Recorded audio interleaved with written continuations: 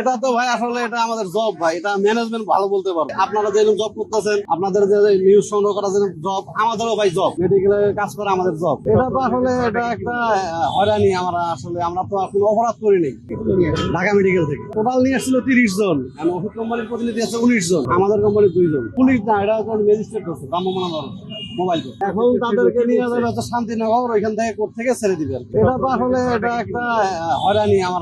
আমরা তো কোনো অপরাধ করি নাই। এখানে যারা আছে সবাই কোনো না কোনো কোম্পানিতে জব করে। প্রেসক্রিপশনের ছবি তোলা তো অলরেডি বন্ধ হয়ে গেছে, আমরা তো ছবি উঠাই নেই। এখন মেডিকেলে অবস্থান পাইছে, এই জন্য তাদেরকে ধরছে।